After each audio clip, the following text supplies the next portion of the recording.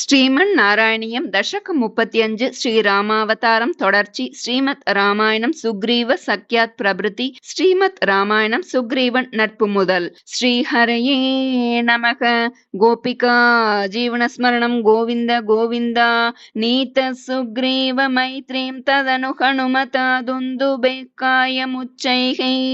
க்ஷிப்த்வாங்குஷ்டேன பூயோ லுலுவிதயுகபத் பத்ரினா சப்தசாலான் हत्वा सुग्रीवगातोद्यतमतुलबलं वालिनं व्याजवृत्या वर्षावेलामणैषीर्विरहतरलितस्त्वं मतङ्गाश्रमान्ते सुग्रीवेणानुजोक्त्या सभयमभियता व्यूहितां वाहिनीं तां ऋक्षाणां वीक्ष्य दिक्षु द्रुतमतदयिता मार्गणायावनं राम सन्देशं चाङ्गुलीयं पवनसुतकरे प्रादिशो मोदशाली मार्गे मार्गे ममार्गे कपिभिरपि तदा त्वत्प्रिया सप्रयासैः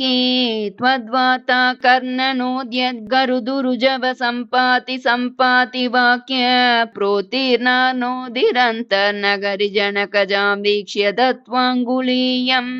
प्रक्षुद्योद्यानमक्षक्षपणचनरणसोडबन्धो दशास्यं दृष्ट्वा प्लुष्ट्वा च लङ्कां झटिति स हनुमान् मौलिरत्नं ददौ ते त्वं सुग्रीवाङ्गदादिप्रबलकपिचमू चक्रविक्रान्तभूमि चक्रोऽभिक्रम्य पारे जलधि निशिचरेन्द्रानुजा श्रीयमाणः तत्प्रोक्तां शत्रुवार्तां रकसि निशमयन् प्रार्थना पार्थ्यरोष प्रास्ताग्नेयास्त्र तेजस्त्र सदुदधिगिरा लब्धवान् मध्यमार्गम् कीशैराशान्तरोपाकृत गिरिनिकरैः सेतुमादाप्य यातोऽन्यामर्द्य दंश्राणकशिखरिशिला सालशस्त्रैः स्वसैन्यैः व्याकुर्वन् सानुजस्त्वं समरभुवि परं विक्रमं शक्रजेत्रा वेगान्नागास्त्रबद्धः पतगपतिगरुन्मारुतैर्मोचितो भूः सौमित्रिस्त्वत्र शक्तिप्रकृतिगलदसुर्वात जानीत शैलग्राणात् प्राणानुपेतो व्यकृणुत कुसृतिश्लाघिनं मेघनादं मायाक्षोभेषु वैभीषण वचनकृतस्तम्भनः कुम्भकर्णं सम्प्राप्तं कम्पितोर्वीतलमखिल चमु भक्षिणं व्यक्षिणोस्त्वं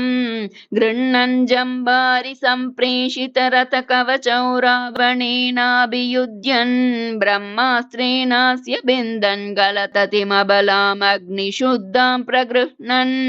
देवश्रेणीवरो जीवित समरमृतैरक्षतैर्ऋक्षसङ्गैः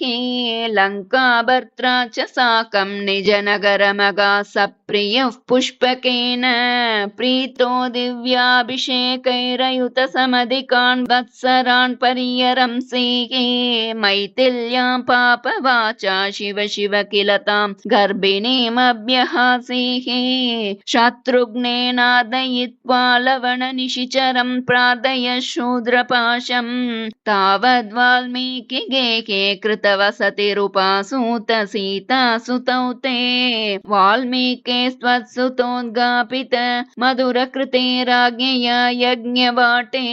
सीतां त्वय्याप्तु कामे क्षितिमविशदसौ त्वञ्च कालातितो भूः हेतो सौमित्रिगाति स्वयमत सरयूमग्ननिःशेषभृत्यैः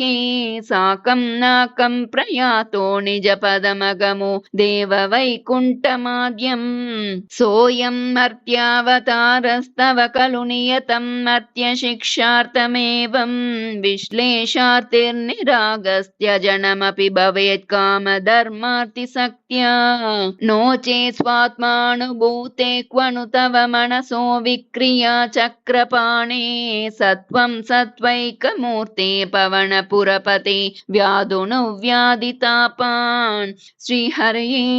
नमः. गोपिका जीवनस्मरणं गोविन्द गोविन्द.